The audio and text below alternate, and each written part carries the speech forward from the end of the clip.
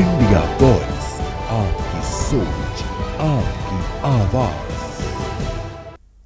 नमस्कार, खबर झारखंड में आप सभी का स्वागत है। मैं हूं आपके साथ प्रज्ञा विश्रा। बुलेटिन की शुरुआत करेंगे बड़ी और अहम खबर के साथ। तो सबसे पहले बात कर लेते हैं रामनवमी के पावन अवसर पर झारखंड के मुख्यमंत्री हेमंत सोरेन ने अपनी पत्नी और विधायक कल्पना सोरेन के साथ तपोवन राम जानकी मंदिर में रामनवमी की पूजा की और भक्तों को इसकी शुभकामनाएं भी दी। सीएम के आगमन को लेकर मंदिर परिसर और आसपास के इलाकों में सुरक्षा के कड़े इंतजाम किए गए थे। रामनवमी के मौके पर तपोवन मंदिर में भक्ति और परंपरा का अनोखा संगम देखने को मिला। श्रद्धालु पूजा अर्चना के साथ इस पर्व को बड़े ही उत्साह और श्रद्धा के साथ मना रहे हैं, जिससे पूरा माहौल राममय हो गया है।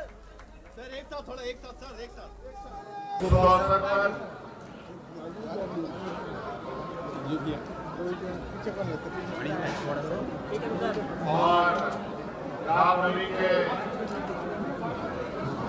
इस पर्व को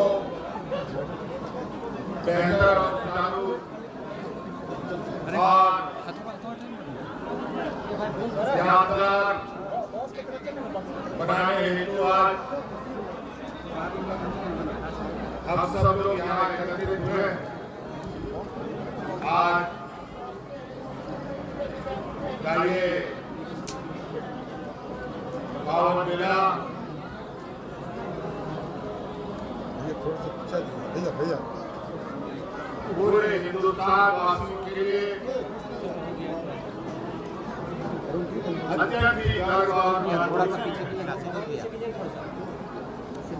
आज मेरा नहीं होगा नीचे भाई, जब आगे वाला नहीं करेगा देश के आम नागरिक के साथ करो ना यार मेरा सभी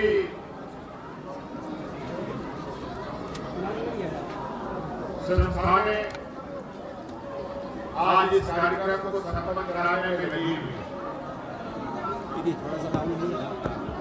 आप सभी राम भक्तों को आज के शुभ अवसर पर मेरी ओर से बहुत बहुत शुभकामनाएं।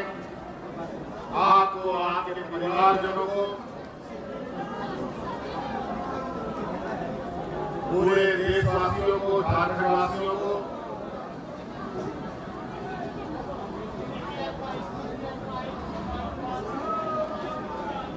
राम जी के आदर सम्मान अभी इधर कैमरा और हमारे वीर हनुमान का जो त्याग, तपस्या निश्चित रूप से युगों युगों तक हमारे दिलों में और हमारे वायुमंडल में बसा रहेगा।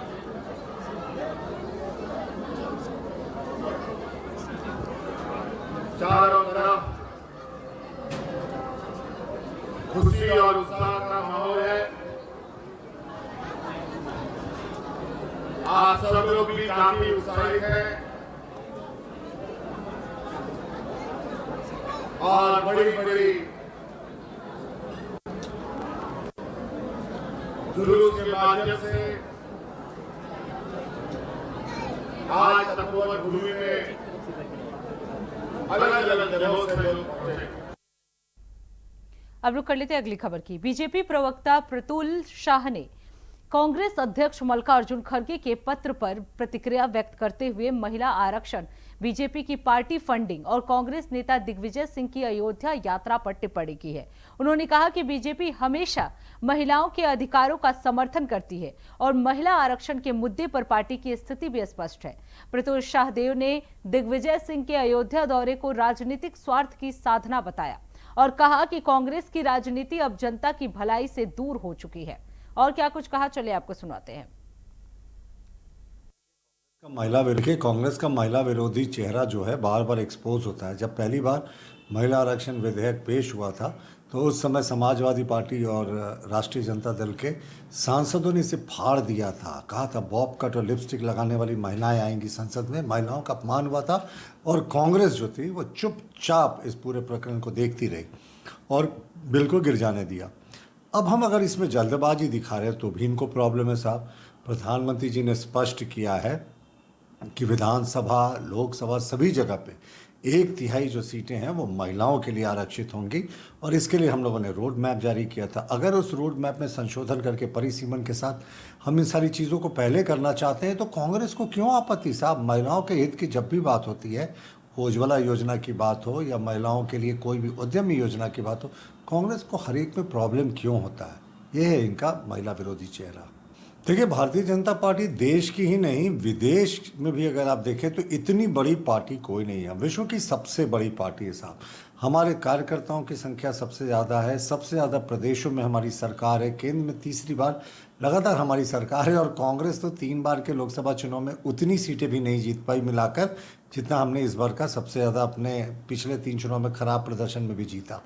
तो जाहिर तौर पर लोगों का रुझान हमारे प्रति है, हमारे करोड़ों कार्यकर्ता हैं, हमारे करोड़ों जो है समर्थक हैं, तो ये चंदा तो मिलेगा ही क्योंकि हमारा जो व्यापक जनाधार है उसी के हिसाब से चंदा मिलता है। अब कांग्रेस की 2-3 राज्यों में सरकार सिमट गई है तो ये क्या एक्सपेक्ट करता है कि इनको कौन लोग देगा? ये कांग्रेस के प्रति लोगों का अविश्वास दिखाता है कि जैसे ये लोग देश विरोधी नीतियां करते हैं तो अब आम व्यक्ति के साथ अब उद्योगपति और बिजनेसमैन ने भी ठान लिया कि साहब देश के खिलाफ बात करने वालों को हम चंदा नहीं देंगे। इसलिए कांग्रेस और अन्य दलों के चंदों में आपको कमी दिख रही है। बहुत देर कर दी दिग्विजय सिंह ने। भाई, अब मुझे लगता है ये प्रायश्चित करने गए हैं। प्रायश्चित इस बात का कि हाफिज़ सईद को हाफिज़ जी कहकर आतंकवादी को संबोधित इन्होंने किया था। ये मुख्यमंत्री थे मध्य प्रदेश के जिस समय कांग्रेस की सरकार ने रामलला के मंदिर का विरोध, राम सेतु का विरोध करते हुए रामलला को काल्पनिक बताया था सर्वोच्च न्यायालय में एफिडेविट करके। ये कांग्रेस के टॉप लीडरशिप पे शुमार थे जिस समय रामायण को सुप्रीम कोर्ट में इन्होंने 2007 में काल्पनिक ग्रंथ बता दिया था। तो दिग्विजय जी प्रायश्चित करने गए हैं पर बहुत देर कर दी हुजूर। इतने जघन्य पापों को ईश्वर भी माफ़ करेगा, ये अकल्पनीय है। और अब मुझे लगता है इनको भी समझ में आ गया है कि ये वैटिकन सिटी से चलने वाले इनकी कांग्रेस की पार्टी में बीच बीच में इस तरह का इनको दिखावटी करने की आवश्यकता है। बीजेपी के सभी कार्यकर्ता जो हैं वो प्रभु श्री राम के प्रति समर्पित हैं, लेकिन ऐसे ढोंगी भक्तों को बीच बीच में अपनी आस्था दिखानी पड़ती है। अब रुक कर लेते हैं अगली खबर की। जमशेदपुर में नवरात्रि पूजा पूरे विधि विधान से संपन्न हो गई। 9 दिनों तक श्रद्धालुओं ने मां दुर्गा की भक्ति में लीन होकर ज्वारा और अखंड ज्योत की पूजा की। नवरात्रि के पहले दिन कलश स्थापना के साथ ही जौ बोने की परंपरा थी जिसे ज्वारा कहा जाता है। ये ज्वारा मां दुर्गा की कृपा और जीवन में सुख समृद्धि का प्रतीक माना जाता है। इन 9 दिनों के दौरान भक्त लगातार अखंड ज्योति जलाकर पूजा करते हैं जिससे घर में सकारात्मक ऊर्जा का संचार होता है और परिवार में सुख और शांति बनी रहती है। नवरात्रि के अंतिम दिन आज ज्वारा विसर्जन की परंपरा पूरी श्रद्धा के साथ निभाई गई। शहर के विभिन्न क्षेत्रों में विशाल विसर्जन यात्राएं निकाली गई जिसमें बड़ी संख्या में भक्त शामिल हुए। ढोल नगाड़ों और जय माता दी के जयकारों के बीच भक्तों ने मां दुर्गा से सुख समृद्धि की कामना की।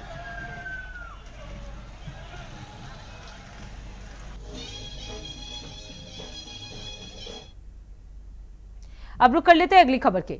सरायकेला में रामनवमी के पावन अवसर पर हैंसल स्थित बजरंग बली मंदिर में श्रद्धालुओं की भारी भीड़ उमड़ पड़ी। सुबह से ही भक्तों का तांता लगा रहा जिन्होंने पूरी श्रद्धा और भक्ति भाव से बजरंग बली की पूजा अर्चना की। मंदिर को आकर्षक तरीके से सजाया गया था और वातावरण पूरी तरह से भक्तिमय हो उठा। जय श्री राम और बजरंग बली के जयकारों से पूरा इलाका गूंजता रहा। श्रद्धालुओं ने विधि विधान से पूजा कर अपने परिवार की सुख समृद्धि और शांति की कामना की। पूजा आयोजन के दौरान शांति और सौहार्द का माहौल बना रहा। बजरंग बली पूजा कमेटी के अध्यक्ष गोपाल सरकार और अन्य सदस्यों की अहम भूमिका रही जिन्होंने आयोजन को सफलतापूर्वक संपन्न कराया। इस अवसर पर हैंसल में आस्था, भक्ति और अनुशासन का अद्भुत संगम देखने को मिला जिसने पूरे क्षेत्र को आध्यात्मिक ऊर्जा से भर दिया। बहुत ही धूमधाम के साथ मनाया जा रहा है। आज पूरा हैसल राममय है। सवेरे से ही हमारा पूजा के लिए यहाँ सब लाइन लगे हुए हैं राम भक्त आज पूरा दिन, और सवेरे से ही बहुत कोऑपरेटिव के साथ यहाँ शरबत का वितरण हो रहा है, लस्सी का वितरण हो रहा है। पूरा पूजा धूमधाम से मनाया जा रहा है। पूजा अर्चना चल रहा है। उसके बाद दोपहर के बाद खिचड़ी सबको खिलाया जाएगा। खिचड़ी प्रसाद, खीर खिचड़ी दोनों का प्रोग्राम है। और शाम का हम लोग 4 बजे झांकी निकलेगा, हनुमान का झांकी पूरा ग्राम भ्रमण करेगा। और काल विजय जुलूस है, कल 2 बजे से हम लोग का जुलूस डांगडिया होते हुए पाटा से पुनः हेसल का गांव का अंदर से घूमते हुए सिजिलोता होते हुए पुनः हेसल वापस आएगा। अब रुक कर लेते हैं अगली खबर की। जमशेदपुर और कोल्हार क्षेत्र में रामनवमी का पर्व हर्षोल्लास के साथ मनाया गया। इस विशेष दिन को लेकर मंदिरों में प्रभु श्री राम और हनुमान जी की पूजा अर्चना पूरे श्रद्धा और भाव से की जा रही है। आपको बता दें, रामनवमी हिंदू धर्म का एक महत्वपूर्ण और पवित्र त्योहार है जो भगवान श्री राम के जन्म उत्सव के रूप में मनाया जाता है। भक्तजन इस दिन व्रत रखते हुए भगवान राम का स्मरण करते हैं और आशीर्वाद प्राप्त करने की कामना करते हैं। पोटका, सुंदरनगर, कदमा, भालूबासा समेत कई क्षेत्रों में अखाड़ा कमेटियों में भी रौनक देखने को मिल रही है। विशेष धार्मिक अनुष्ठान और जयकारे जो हैं वो सभी कमेटियों में देखने को मिल रहे हैं। इस दिन का महत्व न केवल धार्मिक है बल्कि ये जीवन में शांति, संतुलन और सद्गुणों को बढ़ावा देने का प्रतीक भी है। विजय बजरंग अखाड़ा के रूप से इनका नामकरण हुआ है। हमारा क्षेत्र जो है ग्रामीण क्षेत्र है। हर साल की भांति इस वर्ष भी हम लोग रामनवमी अखाड़ा को शांतिपूर्वक हर्ष उल्लास के साथ निकालने का निर्णय लिए हैं। हमारा कमेटी की बैठक के साथ हम लोग सारे लोगों को लेकर के ये निर्णय लेते हैं कि इस बार भी हम लोग का जुलूस जो है शांतिपूर्ण जाएगी और पूरा फिर वापस आकर के हम लोग इसका विसर्जन करते हैं। आज क्या क्या कार्यक्रम थी? आज सुबह से ही गांव देहात से लोगों का पूजा अर्चना चल रहा है, अभी तक चल ही रहा है और शाम तक चलेगा ही। पूजा अर्चना जो है हर गांव के लोग आते हैं इसमें। कितने सालों से आप लोग पूजा करते हैं? 1944 इसका स्थापना हुआ है। हमारे पूर्वज लोग किए थे, हम लोग उसके मार्गदर्शन पर हम लोग भी उसको करते हुए लगातार करते हुए चल रहे हैं। अब रुक कर लेते हैं अगली खबर की। रामनवमी के पर्व को लेकर जमशेदपुर पुलिस पूरी तरह से अलर्ट मोड पे है। एसटीएफ के डीआईजी इंद्रजीत मेहता ने शहर के संवेदनशील रामनवमी अखाड़ा जुलूस मार्गों का निरीक्षण किया और सुरक्षा व्यवस्था का जायजा लिया। उन्होंने संबंधित अधिकारियों को आवश्यक दिशा निर्देश दिए। इस दौरान जमशेदपुर के SSP Piyush Pandey, city SP Kumar Shivashish समेत अन्य वरीय पुलिस अधिकारी भी मौजूद रहे। पुलिस अधिकारियों ने जुलूस मार्गों, भीड़भाड़ वाले इलाकों और संवेदनशील स्थलों का बारीकी से निरीक्षण किया। प्रशासन ने पर्व के दौरान सुरक्षा के व्यापक इंतजाम किए हैं और पुलिस बल विशेष रूप से तैनात किए गए हैं। प्रशासन का ध्यान इस बात पर है कि कोई अप्रिय घटना या अव्यवस्था न हो ताकि पर्व शांतिपूर्वक संपन्न हो सके।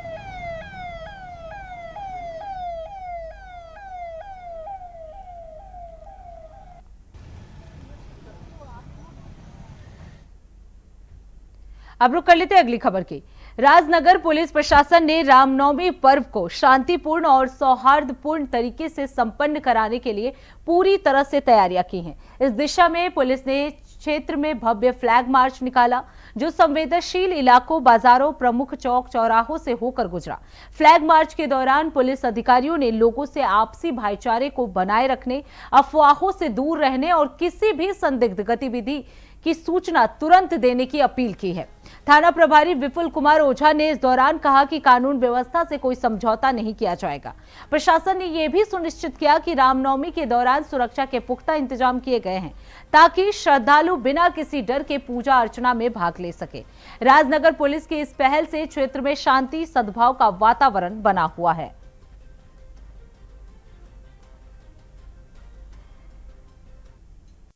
रामनवमी के हार्दिक शुभकामनाएं सभी राजनगर वासियों को।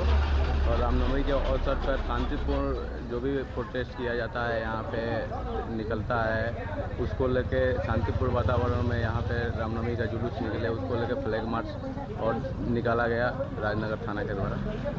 कहाँ का इस बार रामनवमी का उत्सव मनाया?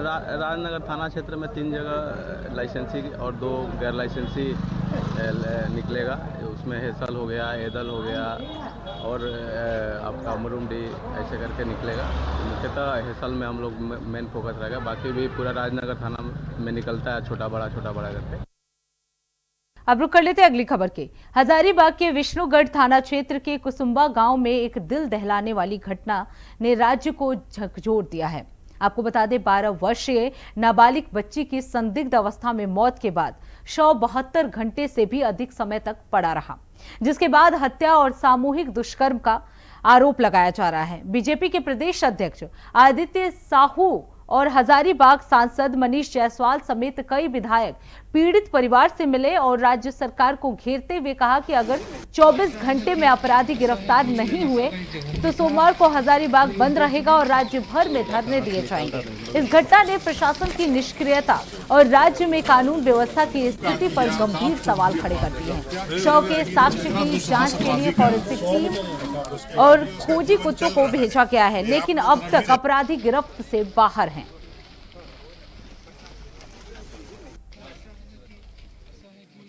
25 तारीख को जब शव के बारे में पुलिस को सूचना मिली तो एफएसएल के टीम के द्वारा एविडेंस का कलेक्शन और पैकिंग किया गया। डॉग स्क्वाड भी आई और पुलिस अधीक्षक महोदय के स्तर से एसआईटी का भी गठन किया गया है और इस कांड का खुलासा जल्दी कर लिया जाएगा। देखना इस क्षेत्र की जनता चाहती है, उसके माँ पिताजी चाहते हैं और मृतक परिवार जो उनके माँ और पिताजी उनके परिवार के लोगों को सुरक्षा मुहैया कराने का काम प्रशासन काम करे और उसके परिवार को सरकारी नौकरी दे और उचित मुआवजा देने का काम करे। क्योंकि प्रवासी मजदूर हैं। जनता पार्टी को जो मदद करना चाहिए, हम राजनीति नहीं करना चाहिए।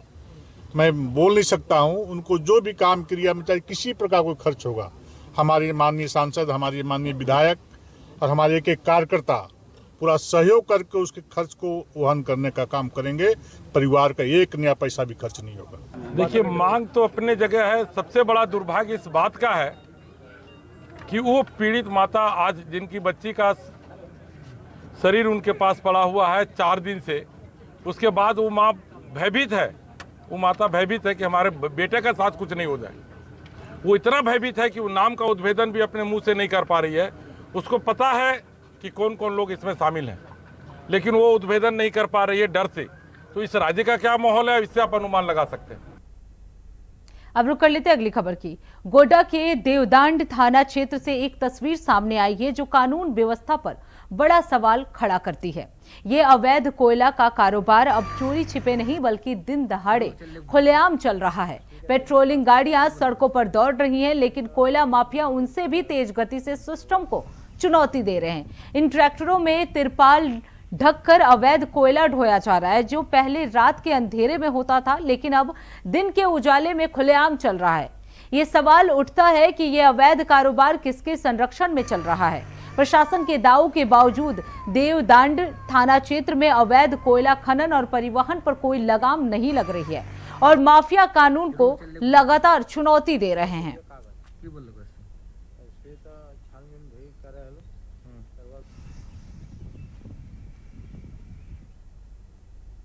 अब रुक कर लेते अगली खबर की। झारखंड के गढ़वा जिले में रामनवमी के दौरान रमकंडा क्षेत्र में झांकी जुलूस के समय 2 गुटों के बीच गलतफहमी की स्थिति बन गई। पलामू प्रमंडल के डीआईजी कौशल किशोर ने बताया कि एहतियात के तौर पर भारी संख्या में पुलिस बल तैनात किया गया है। उन्होंने कहा स्थिति अब पूरी तरह से नियंत्रण में है और किसी भी अप्रिय घटना को रोकने के लिए प्रशासन सतर्क है। स्थानीय प्रशासन लगातार निगरानी बनाए हुए है ताकि शांति व्यवस्था कायम रहे और त्योहार शांतिपूर्ण तरीके से संपन्न हो सके।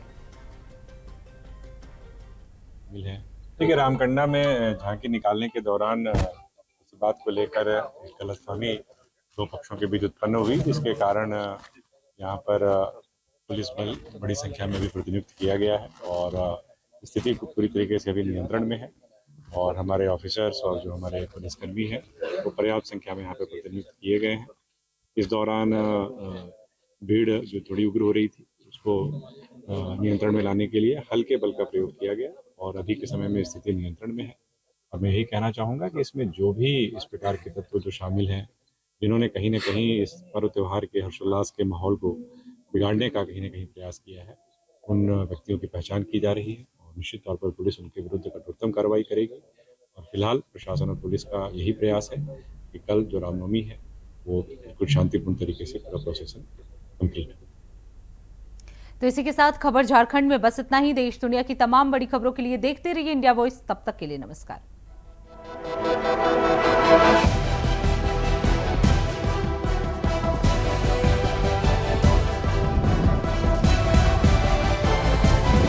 इंडिया वॉइस, आपकी सोच, आपकी आवाज।